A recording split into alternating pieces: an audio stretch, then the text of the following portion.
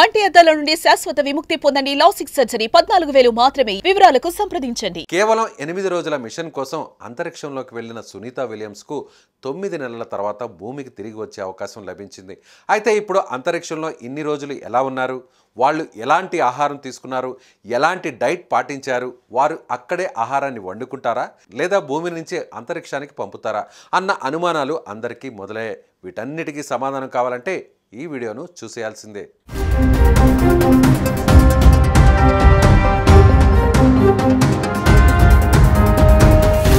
అంతరిక్షంలో సునీతా విలియమ్స్ తీసుకునే ఆహారాన్ని కేవలం ప్రాణాలు నిలుపుకోవడం కోసమే కాకుండా మైక్రో గ్రావిటీలో ఉన్న పరిస్థితులను తట్టుకునే విధంగా నాసా రూపొందించింది.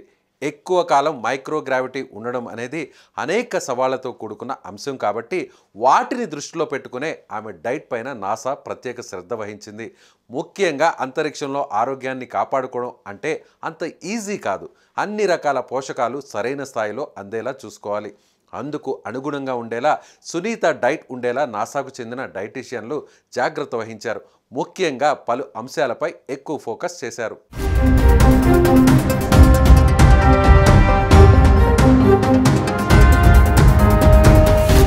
అంతరిక్ష ప్రయాణం కాల్షియం క్షీణతకు దారితీస్తుంది, ఎముకల సాంద్రతకు నష్టం చేకూరుస్తుంది.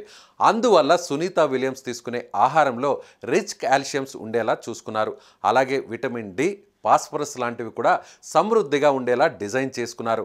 వ్యోమగాములకు కండరాల క్షీణత గురి కాకుండా ఉండాలంటే ప్రోటీన్ కావాలి. ప్రోటీన్ సమృద్ధిగా అందితే కండరాల మెయింటెనెన్స్కు ఉపయోగపడుతుంది. స్పేస్ ట్రావెల్లో తలెత్తే మరో సమస్య రేడియేషన్. శరీరాన్ని రేడియేషన్ నుంచి కాపాడుకునేందుకు యాంటీ ఆక్సిడెంట్లు సమృద్ధిగా ఉన్న పదార్థాలను తీసుకోవాల్సి ఉంటుంది. అవి ఎక్స్పోజర్ ప్రభావాలను తగ్గించడంతో సహాయం పడతాయి. కాబట్టి ఇలాంటివన్నీ డైట్లో ఉండేలా చూసుకోవాలి. అలాగే ఇమ్యూనిటీ కూడా కీలకం కాబట్టి విటమిన్ సి, జింక్ అలాగే ప్రోబయోటిక్ ఫుడ్స్ను డైట్లో చేర్చారు.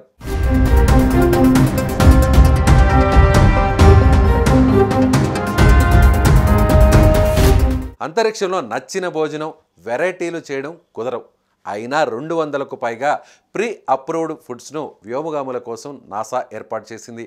ఉదయం అల్పాహారంలో అంటే బ్రేక్ఫాస్ట్లో రీహైడ్రేట్ చేయగల స్క్రాంబుల్డ్ గుడ్లు, ఓట్ మీల్ లేదా గ్రోనాలా తీసుకుంటారు. అలాగే ప్రత్యేకంగా రూపొందించిన పౌచ్లలో క్రీమ్, చక్కెరతో చేసిన కాఫీ తాగుతారు. ఇక లంచ్ విషయానికి వస్తే పీనట్ బటర్, హమ్మస్ లేదా చికెన్తో టోర్టిల్లాలు తింటారు. అంతరిక్షంలో తేలుతాయి కాబట్టి బ్రెడ్ వాడకం కుదరదు. వీటితో పాటు ప్యాక్ చేసిన సూప్లు లేదా పాస్టా లాంటివి తీసుకుంటారు. ఇక ఒమేగా 3 ఫ్యాటీ యాసిడ్స్ కోసం ప్యాక్ చేసిన ట్యూనా చేప లేదా సాల్మన్ చేపను తింటుంటారు.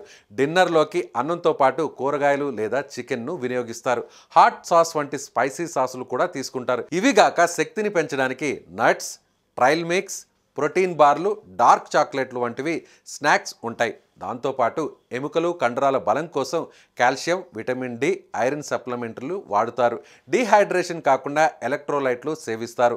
అంతరిక్షంలో వంట చేసుకోలేం కాబట్టి చాలా వరకు ఫ్రిజ్, డ్రై ఫుడ్ లేదా థర్మో స్టెబిలైజ్డ్ ఫుడ్ను వినియోగిస్తుంటారు.